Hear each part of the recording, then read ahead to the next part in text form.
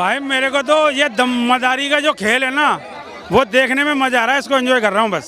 हाँ, लग रहा है देश में मदारी पे आज जगह जगह पे जो मदारी का खेल हो रहा है वो देखने में एंजॉय कर रहा हूँ मैं तो बहुत। बस मेरे को ये अच्छा लग रहा है बस, और इससे ज़्यादा मैं कुछ नहीं कह सकता। कभी ऐसा हुआ ही नहीं जो आज कभी जगह जगह पे कभी माँ मदारी, कभी माँ मदारी, आपस में एक दूसरे को गाली गुप्तारी, यही देख रहा हूँ मैं बस। लोग अपनी राय अलग अलग व्यक्त कर रहे हैं, आपको क्या लगता है कैसा चल रहा सर मैंने जो बता दिया, मेरे दिल की जो फीलिंग थी मैंने बता दिया, मदारी के अलावा और कुछ नहीं हो रहा। है? आप क्या कहना चाहेंगे? दिल्ली के लिए नहीं, पूरे देश में कैसा चल रहा है अभी? हमारा वहाँ पर तो ठीक है, मैं आसाम से हूँ। अच्छा, आसाम से? हाँ, आसाम का तो ठीक ही है। आसाम का पहले से बहुत अच्छा हुआ है आसाम का डेवलप, और उसका अभी गुंडागर्दी भी कम हो गया अभी आसाम का।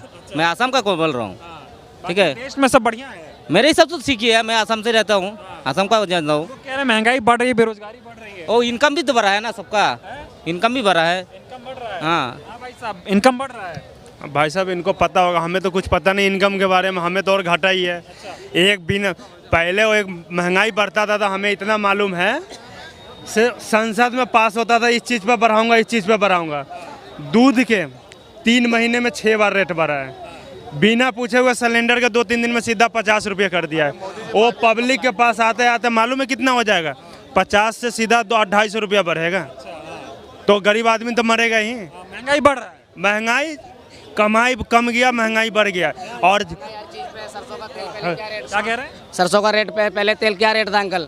हम आपसे आपकी उम्र ज़्यादा होगी, हमारी कम है। क्या बोलो यार, बराबर है। है ना, आपकी उम्र ज़्यादा है ना, हमारी कम है।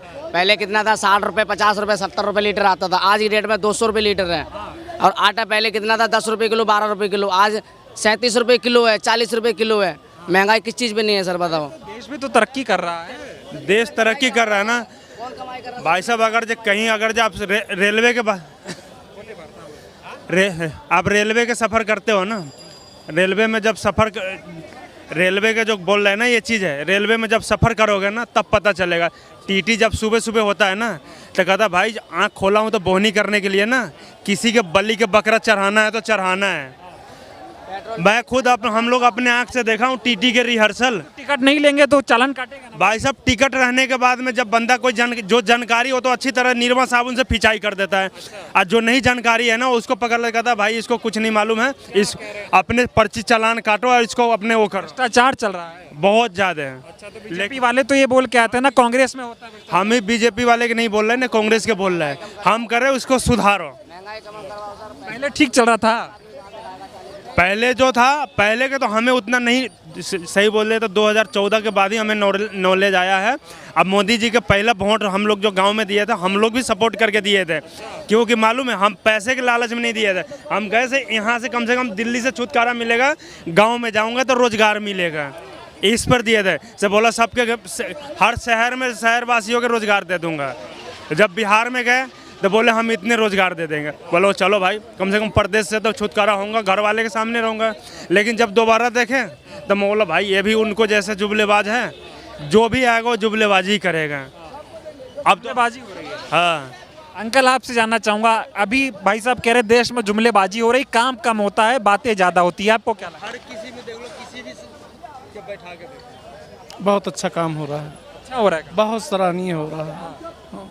क्या क्या लगता है अच्छा हुआ? कौन ऐसा काम है 2014 के बाद, बच्चा पैदा होते ही सब कुछ नहीं कर डालता है। जब उनको केंद्र में लाया गया तो जिस तरह से उन्होंने काम किया ऐसी कोई सरकार काम किया ही नहीं था। कह रहे कि जब से मोदी जी आए तब से बढ़िया हो रहा है, उससे पहले नहीं। बढ़िया हो रहा है सर, महंगाई भी तो कितनी हो गई है सर, धंधा कितना है, कमाई कितनी है सर, एक बात अंकल आप सर आप बोलिए क्यों परेशान?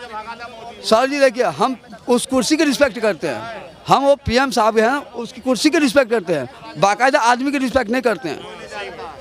वो कुर्सी की इज्जत है।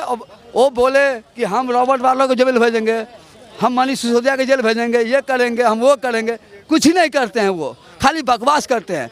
एक बात बताइए आप, 312 रुपये में वो कहते जनधन योजना हमने कर दिया, सबको बैंक अकाउंट में खुलवा दिया है। 312 रुपये हर साल सबके अकाउंट से कट रहे हैं। हमारी 150 करोड़ की आबादी है, हमारे देश की आबादी 150 करोड़। एक मिनट, हमारे देश की आबादी 150 करोड़ है। 1 रुपया से, एक मिनट, अरे 150 करोड़ मान लो, 1 रुपया से 150 करोड़ होती है, और 312 रुपये से कितने करोड़ होते हैं? हमारा ही पैसा लेके हमको जूते बना रहे हैं।